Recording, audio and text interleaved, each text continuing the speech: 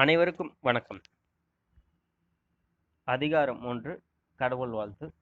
குறள் 2. கற்றதனால் ஆய பயனென்கொல் வாளறிவன் நற்றால் தொழார் எனின். கற்றதனால் ஆய பயனென்கொல் வாளறிவன் நற்றால் தொழார் எனின். ஃபர்ஸ்ட் நம்ம மூவாவுரை பற்றி பார்ப்போம். தூய அறிவு வடிவாக விளங்கும் இறைவனுடைய நல்ல திருவடிகளை தொழாமல் இருப்பவரானால் அவர் கற்ற கல்வியினால் ஆகிய பயன் என்ன?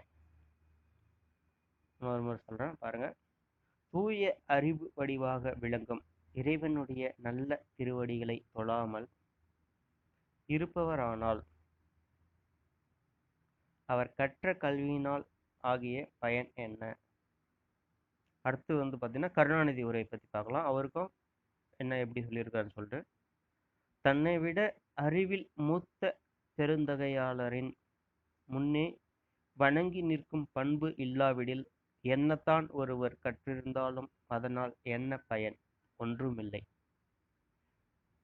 அதாவது தன்னை விட அறிவில் மூத்த பெருந்தகையாளரின் முன்னே வணங்கி நிற்கும் பண்பு இல்லாவிடில் என்னத்தான் ஒருவர் கற்றிருந்தாலும் அதனால் என்ன பயன்? ஒன்றும் இல்லை. அடுத்தது சாலமன் பாப்பையா உரை பற்றி பார்க்கலாம்.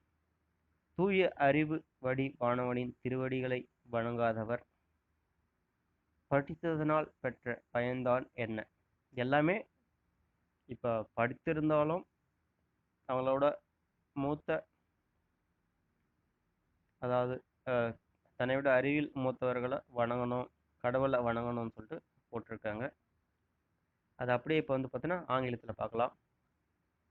No fruit have men of all their studied lore, save they the purely wise ones feet adore.